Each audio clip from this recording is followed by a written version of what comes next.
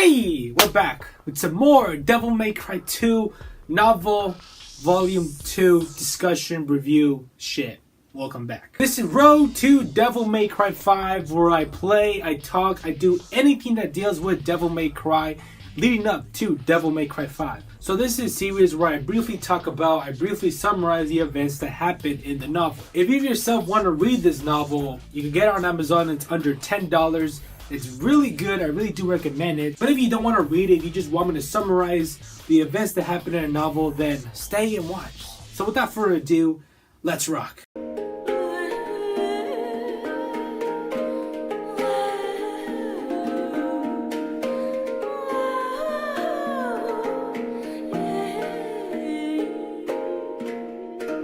So we see Dante on one night just chilling in his office thinking about the beastheads. So Dante knew that this beastheads had a connection to his father, and he knew his mission wasn't over. He knew he had to search for this beastheads to find out more about it, more about his father, Sparta. And the next scene we see a bar where a bunch of businessmen, well, mainly rich people, are playing a bunch of games, gambling. And in the crowd we see a familiar face, Dukas the rat, the one who got the beastheads when a she-devil fell on his roof. And then instead of spending nights offering donations for good faith, he is spending his night gambling.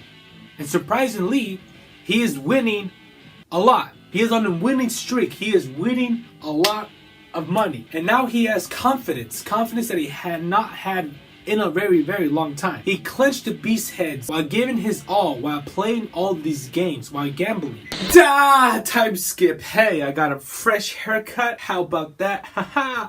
Still gay though. Still gay. Alright. In the next scene we see Chen.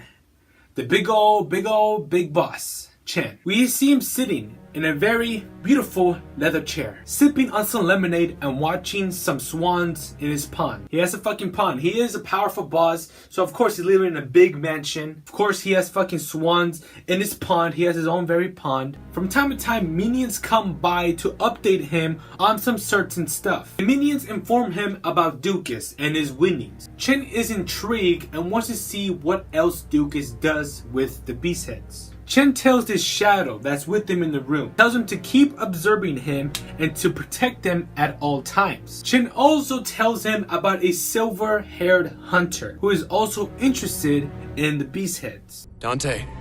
Of course, this shadow twitches upon hearing the name, knowing who this is. But Chen is confident enough to know that this won't be a problem. So the shadow leaves and Chen is still there, sipping a lemonade and still watching his swans playing in the pond, or chilling in the pond, or whatever the fuck swans do. Yeah. A week has passed now, and we see good old Beryl finally found the Devil May Cry shop, and goes inside to talk to Dante. Dante is there, of course, chilling at his desk, like always, and Beryl brings him a newspaper. This newspaper talked about Dukas and his winnings. He captured a lot of attention from his winning streaks, and it showed a picture of Dukas. And of course, the beastheads hanging from his neck. So they saw the picture and know who has the beastheads now. So why does Beryl show him this newspaper? It's because she wants Dante's help again. She tells Dante that you have not finished my job. It is your fault that the demon got away. So you're still commissioned. Why all of a sudden does she need his help? Why all of a sudden is she changing her mind? Beryl is doing this for selfish reasons. She knew that Dukas was backed up by dangerous forces. So she knew having Dante on her side, she would have a better chance of winning. Of course, Dante asks, what's in it for me? Beryl adds that this beasthead is connected to his father. Dante does not know how she knows this information, but it doesn't matter. He does not reject his mission. He gets a rebellion, his ebony and ivory, and prepares to set out on this mission. Since Dante agreed, Beryl is so happy. She gives him a peck on the cheek, and Dante is just like, get away from me, thought. And then leave Devil May Cry to finish the mission. Before we continue, I forgot to mention this in the last phrase. Beryl shot at Dante when she mistakenly thought he was a demon. Every woman he meets tries to kill him, tries to attack him, or attacks him. He has bad luck with women. Mr. Dukas, please, Mr. Dukas, tell us the secret to your success. Now the paparazzi is now after Dukas because of his winnings, of the attention he has gotten. Of course, Dukas does not like this. He does not like the fucking flashing lights in his fucking face. So he cannot stand being around the public anymore. So he escapes from the paparazzi and goes to his hotel. Sir? Me? This is too funny. He laughed as he laid in his bed. Dukas cannot believe of what just happened over the week. His winnings, the paparazzi, him wearing nice fancy suits, clothing, accessories, everything. While he was struggling with the tie, he did not bother. He knew all he needed was the beastheads with him. That's all he needed to have confidence, to have potential, to have something good happen to him. As long as I got this thing, I'll never have to be the old me again. Dukas had a habit of always stroking the beastheads when he wanted to see something to come. But every time he does this, random visions and sounds start popping in his head. Normally someone would just throw the thing away. But every time at the end, it always shows him something good. Memories from his past. Memories of him, a little boy, buying a trumpet with his own money. The first time he ever experienced happiness. And he hadn't felt that happiness in a very, very long time. My last experience with true happiness. I remember it so well. The golden years. It was all downhill from there. Not only did the beastheads just show him his past memories, it also showed him events that has yet to come. So he stroked the beastheads again. He was prepared for what he was about to see. He dropped the beastheads in shock, tumbling to the floor in horror. What is this? His heart thumped a dangerous rhythm as Dukas struggled to regain his breath. What's happening? The statue had showed him a vision unlike any he had experienced before. An approaching hail of bullets, accompanied by a massive sword moving in lightning speed. And behind it all, a smile. A silver-haired man with a red leather coat. Dukas realized he was looking at his own death. He collapsed to the floor, gripping the beastheads really hard. His nightmare came true. In his room, the farthest window from his bed shattered. And then he saw the silver-haired man from his vision. So Dante entered the room with Beryl following behind him. So when he saw the two go in, Dukas hid under the bed. Dante and Beryl being there is unknown, but likely they got the information from around the people, from the paparazzi, from talking around. That's pretty most likely how they found out that Dukas was in the hotel. So Dukas cowered under the bed and he gripped the beastheads again. And now a new vision changed everything. Dukas' fear was gone and his confidence was back. 5 seconds later, a big bang on the door came. The bodyguards were screaming, "Hey Dukas, are you alright? We heard a noise." And that was Dante's and Beryl's cue to get out. They knew these bodyguards would be no trouble, but they knew they were innocent bystanders around, so they decided not to engage with the bodyguards, so they left the scene. Dukas then realized the whole situation. He hated the paparazzi. He wanted to get away from this town, from his old self. Now that he has the beastheads, now that he has his confidence, this money, he wants to start something new, a new life away from this. So he saw the opportunity. Glass shattered, the bodyguards heard a noise, and he thought that what if he just leaves? What if he just runs out of here, jumps through the window, and just leaves this town and starts a new life with the beastheads? That's what he thought. So he had to make a decision, and that's the decision he decided and went on with. So he jumps out the same window as Dante and Beryl came out. As he jumps off, he grows wings on his back, black wing. It grows out of his back and he flies away. Of course, Dante and Beryl noticed this because they just barely left the scene, and so them seeing that was not a surprise. It was easy to catch. So pretty much done what Dukas did. But he had to make a decision fast so the bodyguards won't see him and all that. But Dante and Beryl see this. Dante gets on his motorcycle, but Beryl refuses to get on it because I'm pretty sure she doesn't like those motorcycles. But Dante makes her get on and they drive off following Dukas. We see Dukas not flying too far, not flying too high. This is his first time using these wings, so it is new to him and he's not very used to it. While in the motorcycle, Beryl is freaking out. She's afraid that she's gonna fall off. So she doesn't like motorcycles. What a thought. Dukas was flying away. He sees someone familiar, Chen. We see Chen there waving at Dukas, telling him to come land in this rooftop. He lands and then Chen tells him that, hey, I can get you out of here. Get in this helicopter of mine and they'll take you somewhere safe. He informs him that he knows about the two mercenaries that broke in, that want him, and he's willing to protect him. Dukas is surprised and was wondering why Chen is helping him. But of course, Chen persuades him, saying all this stuff like, oh, now you are part of my family, blah, blah, blah, let's go. Of course, Dukas falls for this, gets in the helicopter and flies away. And then Chen turns it to Dante and Beryl, who are coming here on motorcycle, sees them. I assume you are up to the challenge of eliminating him. Black figures emerge from the shadows behind him and go towards Dante and Beryl. I heard the power of the beastheads increases as its owner is backed into a corner. I'm relying on you to draw out the power for me, Devil Hunter. So Dante and Beryl arrive at this mysterious house where Ducas got into the helicopter and left. They see the helicopter fly away, and of course Beryl is there complaining that you could have killed me in that fucking motorcycle of yours. And then all of a sudden the shadow people arrive. Beryl then says the Ghost Knights. She heard the rumor of these people called the Ghost Knights, and she knew this wasn't going to be an easy job. So Dante and Beryl fight these Ghost Knights. Of course for Dante it's no match. It's easy to take care of. Dante kills him easily. On the other hand, Beryl, even though she is human, she is not a scrub as well. She has fought bigger demons, she has fought plenty of demons, she has a decent reputation, as I said in the beginning. So she is able to handle herself in the fight, but not too well. Of course, she is still human and weak compared to these human-possessed demons. Not only is she equipped with a rifle, she also has some submachine gun. She is able to lay some demons down, but they keep getting back up. And she runs out of ammunition and almost about to get killed. Dante comes in with his dual guns, his massive sword, and saves Beryl. At the end of the fight, it's a whole massacre. Bodies everywhere. She scans the whole area. Each Ghost Knight dead. Shot right in the head where the eye was. You went too far, Dante. If you come at me, I'm going to win. End of story. You didn't have to kill him like that.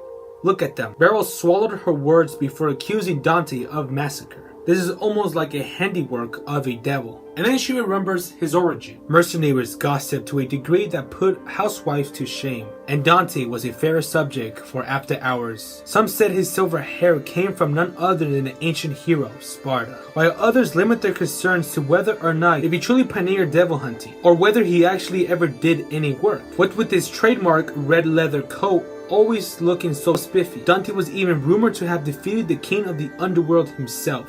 Although of course nobody really believed that. Beryl never heard of Dante being accused of a ruthless killer, but after what she saw today, it speaks for itself. She willed herself to snap out of it, and they continue on forward with the mission. We see Dukas finally landing in the helicopter. He gets off the helicopter and is in a yacht, and then all of a sudden he is all alone in the yacht. There is no one to be seen, no one around, not even in the main deck. No one was there. He was all alone. I don't understand. Something's wrong. I need to tell the boss about this. Dukas goes to the deck where the helicopter landed, and then when he gets there, the helicopter is gone. Nowhere to be seen. Help me. Someone please help me. Dukas lays on the ground and holds tightly on the beastheads. He holds it even tighter and then starts bleeding from his palm. The sharp ear on the statue made him bleed. Dukas sat there, crying, thinking that no one's there to hear him. To us. He hears a familiar voice. Sacrifice thine all to us. A voice, not human. Dukas heard it before, back at his apartment, when he first found the beastheads. This was kind of like the last straw of him, and he snapped. He put the beastheads in his mouth and tried to crush it with his own teeth. Then the men contact Chen, saying they lost contact with the yacht. So the yacht is gone. I was expecting something like this. Young Mr. Dukas is in the possession of the item, said to have crafted by the king of the underworld himself. Supernatural happenings are to be expected in these circumstances. I suspect our friend is enduring a moment of utter despair. There is little better of unveiling the truth to flow freely.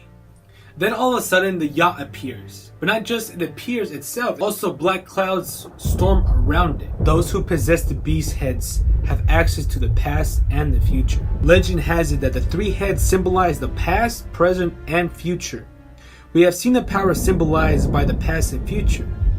But what of the present? Chen was near the ocean where the yacht was, and he gazes at his window, seeing the yacht, see the black clouds forming around the yacht, and lightning striking around it. He had waited this his entire life, but he had the patience to wait a little while longer. Dante and Beryl go near a cliff, seeing the yacht and the black clouds. And then, it appeared.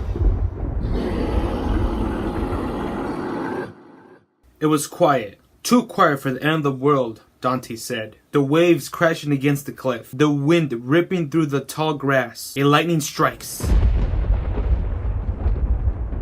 And then it appears in the dark clouds. The statue had grown into an enormous three-headed dog. Dante pulled Ebony and Ivory out and fired away, and damaged it from a distance.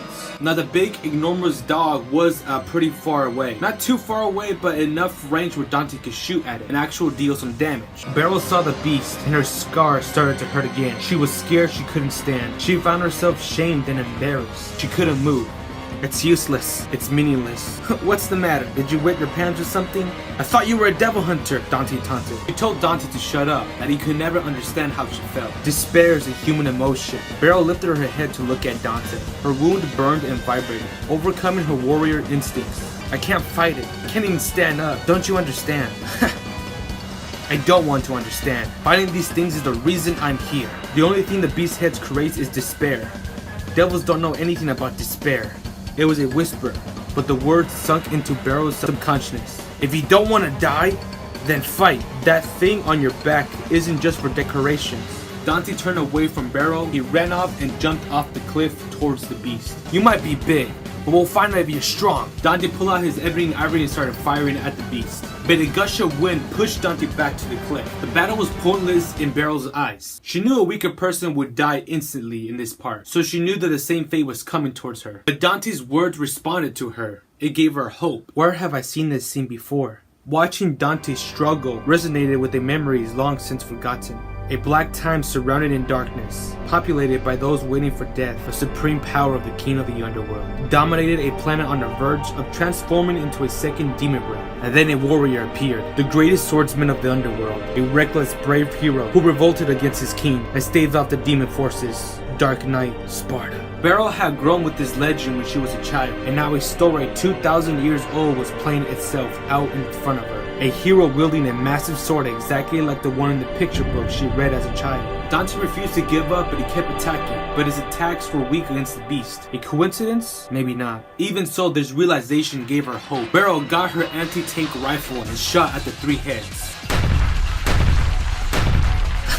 Okay, now let's see if we can't cut this thing down to size. Dante sprung into action and he jumped towards the beast once again. He was able to stab one of the heads and actually cut it off. When he was able to cut one of the heads, he fell into the ocean. Beryl looked over and saw Dante floating.